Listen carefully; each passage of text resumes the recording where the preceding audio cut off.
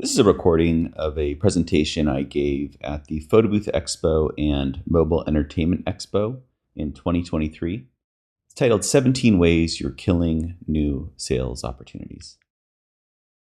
First up, my name is Judd Lillestrand. I'm one of the co-founders of CheckCherry. And CheckCherry is part CRM, part shopping cart, and part scheduling app. And we make doing business 100% easier. And at the show, we were showing off our new iPhone and Android apps. We've gotten a lot of great feedback from customers. Most of the content in this presentation is based on observations from customers and feedback that I've gotten from them. So on with the show. 17 ways you're killing new sales opportunities. So just a warning, these slides are in no particular order. I just wanted something that flowed well and entertained the audience, and it's just where they landed. I have a goal, and that is to give you one solid takeaway.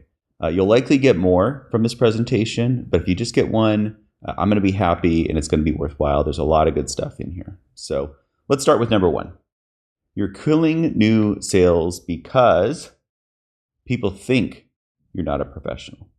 And this is really important because when people think you're not professional, they're going to trust you less and be less likely to hire and sign a contract, that type of thing.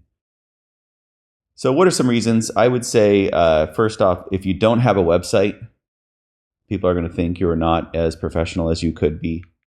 And that's because a solid website is going to make you look established, right? Like even if you're not an established business or haven't been in business for a long time, it'll really give them that feeling. So it's highly recommended. It should answer common questions, and that's going to give them trust that you know what you're talking about and you can identify with them. And it'll demonstrate that it's not your first rodeo, right? You're open for business. You're ready for business. Buy now. Let's do this. A simple modern website is better than no website. And I had a conversation with my co-founder, Matt, and we were kind of discussing whether no website was better than a really bad website. And we kind of came to this idea that, hey, look, just a simple modern website is better than no website. I suppose it's possible you could have a really bad website that is actually harming sales. But chances are just get something simple, get something modern, and that's going to be better than nothing at all. All right, they'll also think you're not a pro if you take too long to respond with answers, right? Common questions specifically. So no one likes to wait. We're just kind of in this world where we want quick responses, like be ready to close a sale, right? Like let me know what I'm looking for. I want to move forward or move on and find another provider that's a good fit. So be prepared to respond to common sales objections, right? That's going to make you look more professional. So, hey, why do you cost more? Don't get offended. Just have a good answer to that. And I think there's a lot of answers, right? Everything from carrying the proper insurance, backup equipment, experience, all kinds of things. And just keep in mind, your website should be the most helpful resource for people looking to hire you. So answer a lot of those common questions with your website. If you keep on getting the same questions, I think you really should consider putting it on your website. It's going to help people. They're going to like you more. They're going to trust you more. They're going to be more likely to buy as a result. Okay, number two, you're killing sales opportunities because you make it hard to sign the contract. And so this is something where I see people will send emails with PDFs or Word documents and want scans, that type of thing. Just know that electronic signatures make it easy for both you and your client to do business. And it's just 2023. It's highly recommended. CheckCherry provides this as part of our service. There's a lot of different services out there that do e-signatures. Really implement electronic signatures if you're not. Sign those contracts, protect yourself, protect your business. Number three, killing sales because you make it hard to pay a deposit. And this could be everything like, you have to mail a check after you sign the contract to, I don't take cards, so therefore I can do Zelle. And then, that person doesn't have Zelle. So, it's just all these hoops that they might have to jump through to pay a deposit. Just make it easy. I think cards are by far the easiest way to pay for customers. And also keep in mind, let me back up one here. Also keep in mind with things like Apple Pay and Google Pay make it really easy for people to enter a card number from their phone. And so if you can send them a proposal, they can electronically sign it and then pay with Apple Pay, for example, on their phone to deposit. It's really going to make the sales process smooth and easy for them to buy. And in my experience, a business is better off raising prices by 5% and just making it easy for people to pay, right? Try to avoid those surcharges. Just make it easy for people to pay and move on and close that sale. Okay, on to number 4. You're killing sales because you don't show up on Google Maps. And I did a search for photo booth, Reno, Nevada. This would be a common search. Could see somebody searching that if they're interested in a photo booth. And Pickbox photo booth company came up here. And you'll notice this is everything above the fold on my MacBook. And you'll notice that it's all map results effectively, right? And what's cool is you get things like star reviews, and you'll see Pickbox has a 10 plus years in business and even a quote there and a link to the website. Really powerful stuff. This is a great feature, and you can get on Google Maps simply by creating a Google business profile. It doesn't mean you'll show up as number 1, but I think this is a really important step.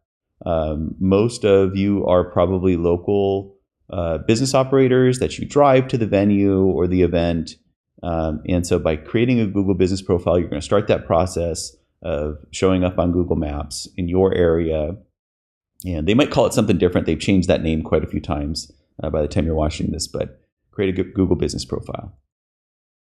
I thought people would ask about ChatGPT, and I was kind of curious myself. There's a lot of talk about AI and it replacing, Google search results, that type of stuff. But I did a search, and so this is what came up at the time. It says, who is the best photo booth company in Riverside, California? That's what I asked.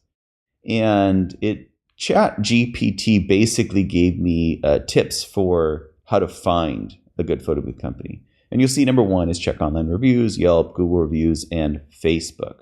And I think that's good advice to check online reviews. Ask for recommendations, certainly compare pricing and packages, absolutely good feedback or a suggestion. And then check their portfolio, right? You want to look and see what quality work they do. I think this is overall good advice. I would really focus on one of those reviews, and that is you're killing new sales because you don't focus on Google reviews. Facebook has turned into kind of recommendations where you kind of plus or minus or thumbs up or down the recommendation. Yelp has developed somewhat of a bad reputation in suppressing reviews, that type of thing, if you don't pay them. A lot of service providers don't like them. I think Google reviews is where it's at. As I've shown you, it's search result friendly. So that's really an important component. I think generally trusted. And because it's generally trusted, I think it provides social proof, and people are going to like it and trust it. So just remember, Google still rules the roost in search. And so I wanted to pull some numbers. This is from StatCounter. And they said 92.9% of search engine market share worldwide is Google. And in the US, it's down just a bit, but still extremely high, 88.11%. I mean, just a tremendous market share for Google. So focus there. Number 6, you're killing sales because your website has bad calls to action. And this is important to me. I've experienced doing web and developing websites, that type of thing.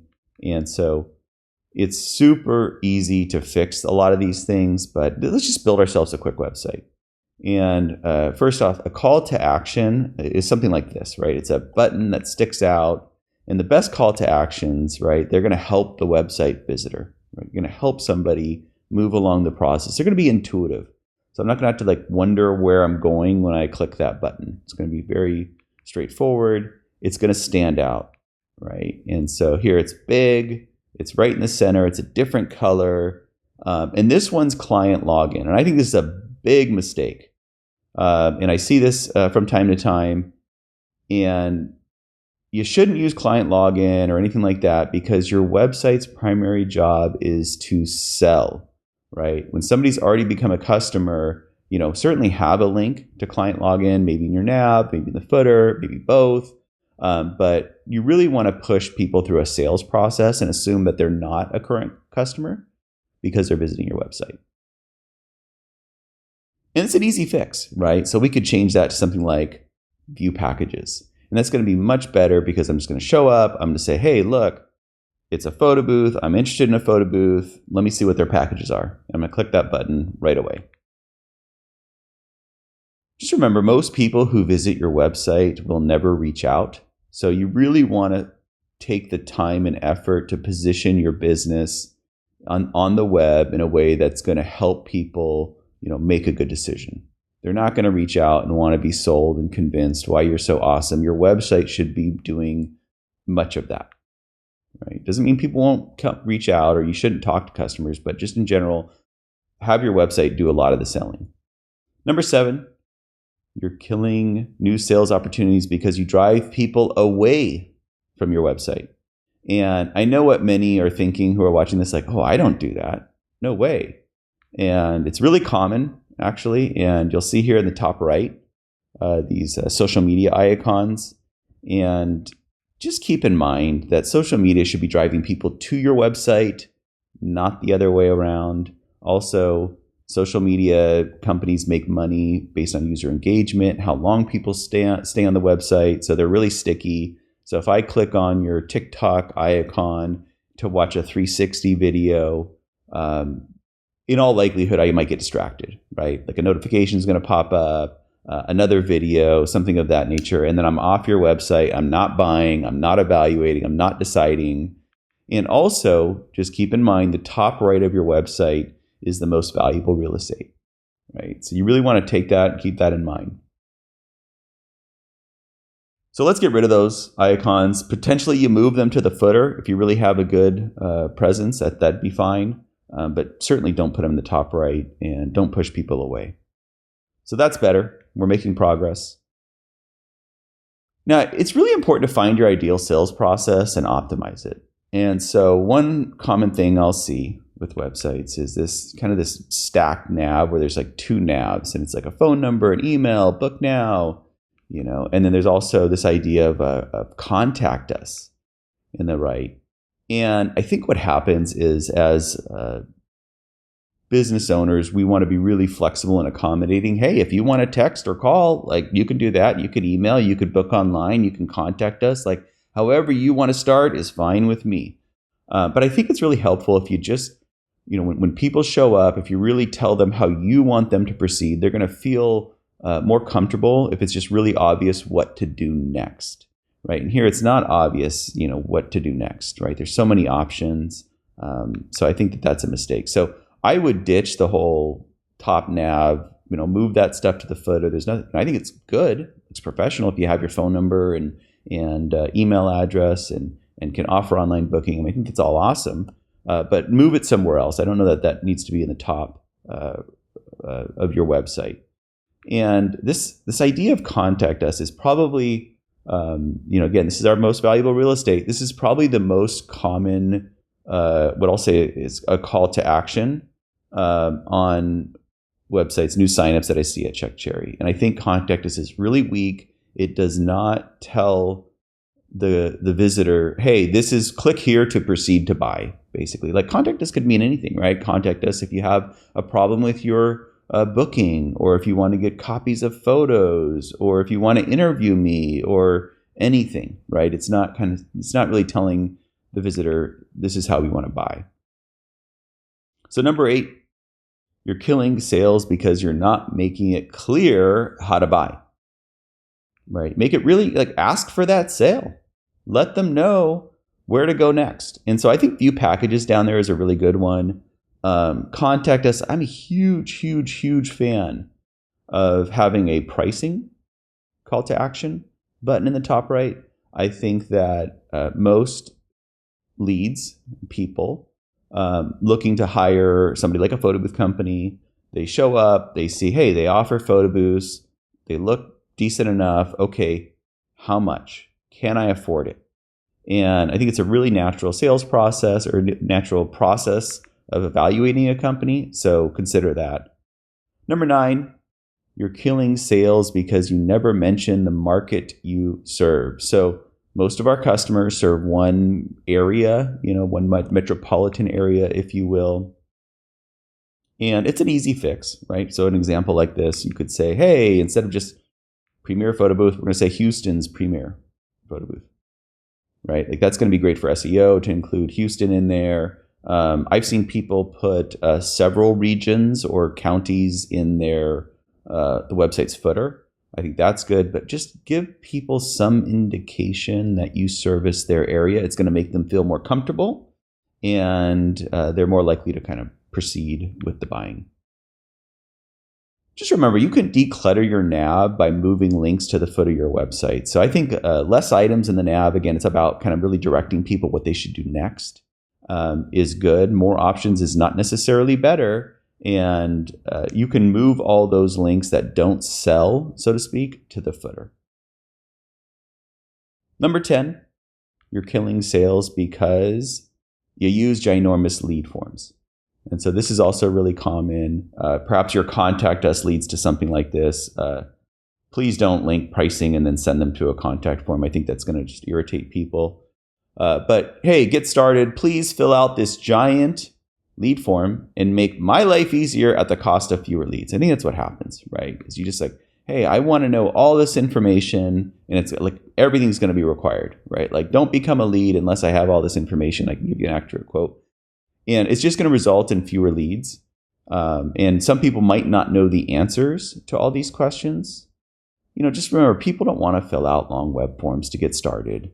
Start with some basic information. Find some strategies that you can use to, mitigate basically, bad leads.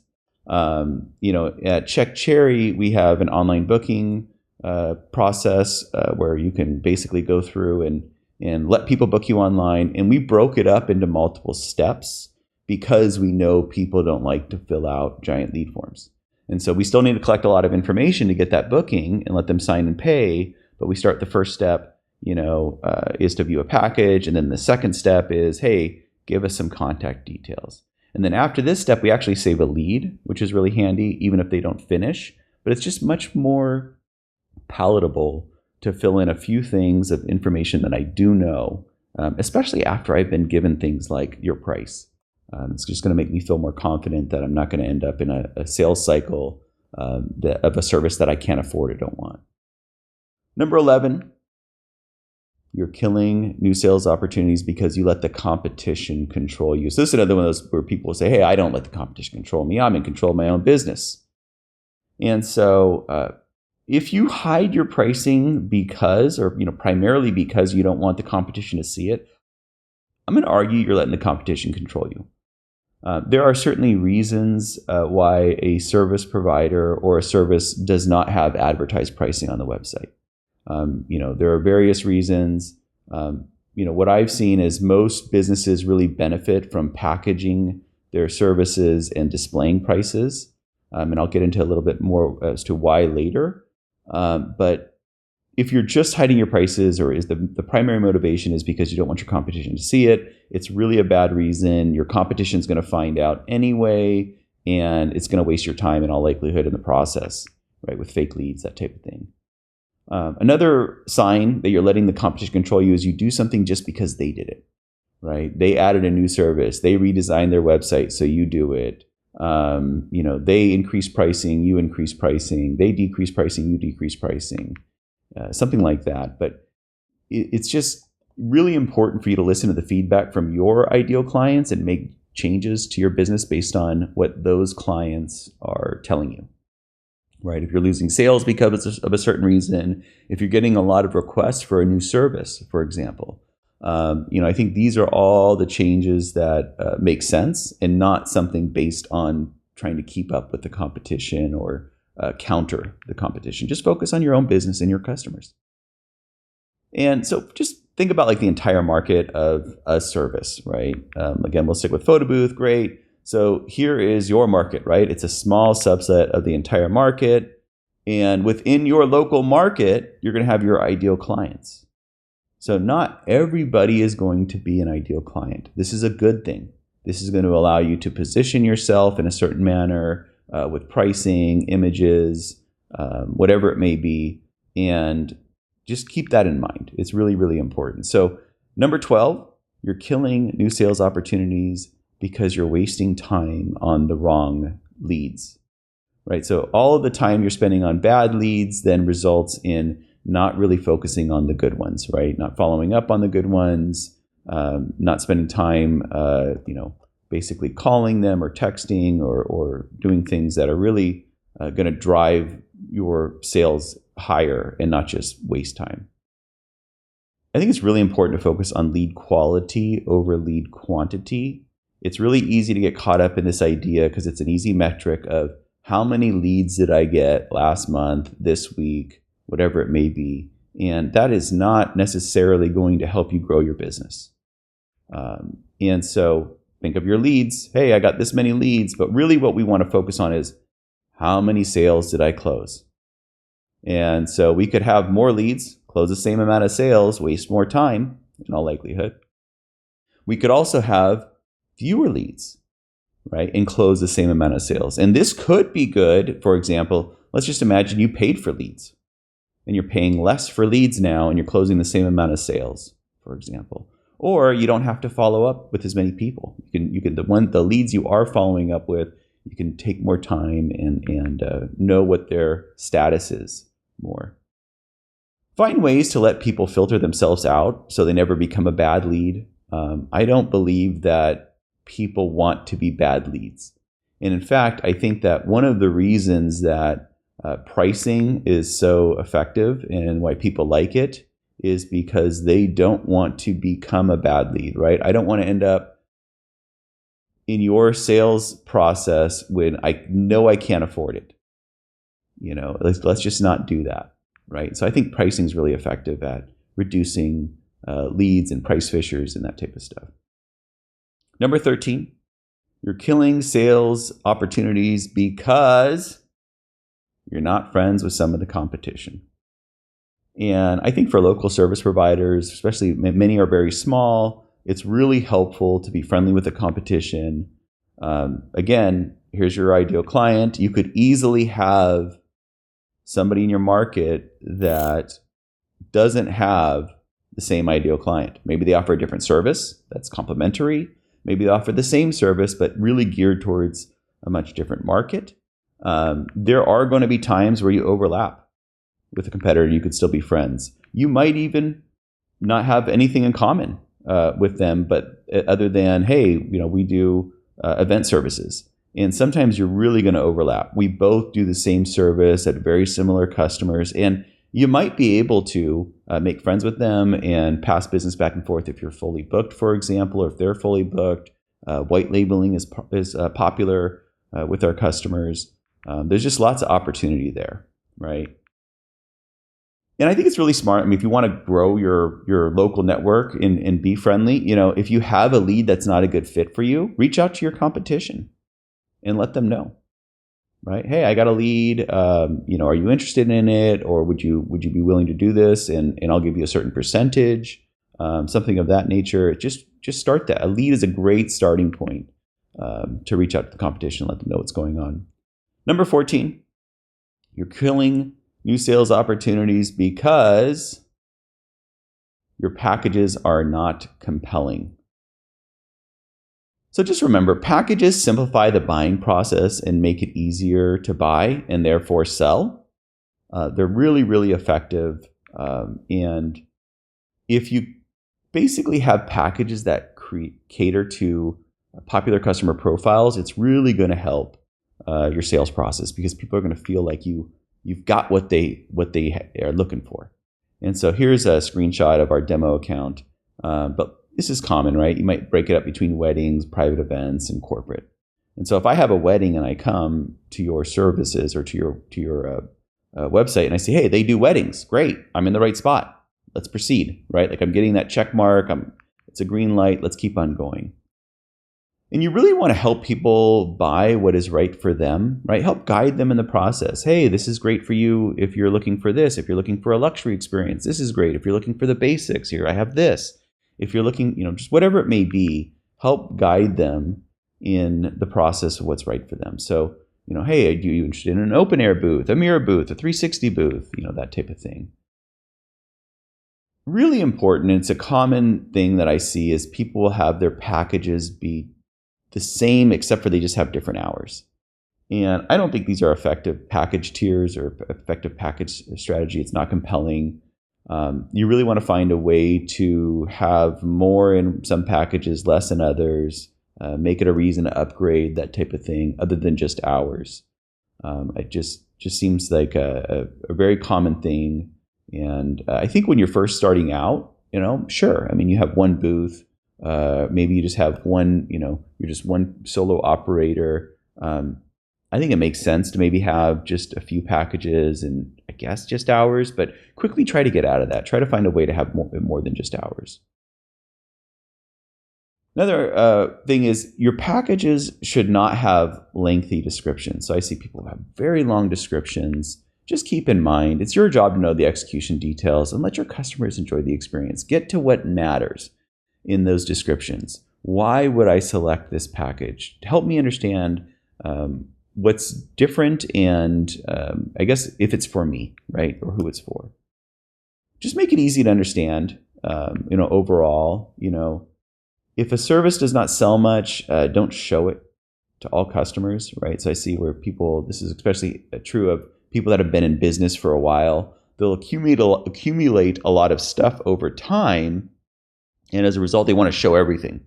But meanwhile, 90% of their business comes from a small subset of those things. So I would just focus on the 90%, sell that. And then if somebody asks about it, maybe you have a web page for, that array photo booth that you bought years ago. Sure. And you show up in search results or something for somebody specifically looking for that.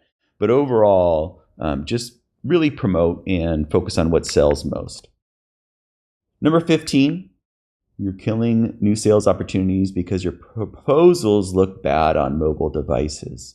So, if you're sending somebody an offer to basically a proposal to sign and pay a deposit, the chances are pretty good they're going to be looking at it on their phone, right? I talked a little bit more about Apple Pay and being able to just sign and pay. It's a really smooth process that we offer with Check Cherry's proposals, but make sure they look good on mobile. Do not send PDFs, Word documents. Another thing I've seen is people also send invoices, to close a sale. Probably not going to work so well. Send those proposals, give them the opportunity to accept, sign, and pay, and make it really easy, all from their phone. But PDFs and Word documents aren't there. The text is going to be tiny. It's just not going to be a good experience for them on mobile. So number 16, you're killing new sales because you want to look like a big company. And I think this stems from, we're all, a lot of us have insecurities and I'm a small company and I want to look bigger. Maybe I work at a big company by my 9 to 5, and so that's what I'm used to. Just remember, big companies can't do things that you can, right? You could be more personal. That's a good thing. They can talk with the owner. That's a great thing, right? You can bend the rules and policies to make people happy. That's a really great thing, right? It's okay to be a small company. Use it to your advantage. Get those happy outcomes, right? Which leads to number 17. You're killing new sales opportunities because you don't play the long game with clients. And the long game, in my mind, you basically just take care of people, right? Make exceptions. If somebody, if there's an error or something, correct it. Add something for free. Offer a refund if somebody's had a horrible experience. Whatever it may be, just focus on positive outcomes. Make sure that customer is happy at the end of the day. That's what you want, because that's going to give you that referral potential, right? And referrals are the best way to acquire new customers. I just love referrals. Invest in your customer experience. Invest in policies that make it easy to do business with you and be flexible, because you'll have more referrals. And referrals are lower cost to acquire. They have a higher close rate, right? If somebody's referred you, the chances that they're going to sign and not look around, right, are pretty good. They're going to feel confident that you're going to be able to deliver for them. In all likelihood, pricing's been established with a referral. So if my sister has a wedding and she had a photo booth there and I ask her, hey, how much was the photo booth at your wedding? I loved it. And she tells me, and then I get your card or go to your website, I'm in all likelihood, ready to purchase and pricing's been established, right? So that's the presentation. Tell me, here's my Instagram and Check Cherry's Instagram, one thing you loved about this session and one thing you hated. Thank you so much for watching this video, and thank you to the Photo Booth Expo and Mobile Entertainment Expo for allowing me to give this session. Photo Booth Expo and Mobile Entertainment Expo happen every February in Las Vegas. I highly recommend it. We exhibit at the show, and it's just a really great show. We appreciate everything the Photo Booth Expo has done for Check Cherry, and highly recommend going. It's a great time.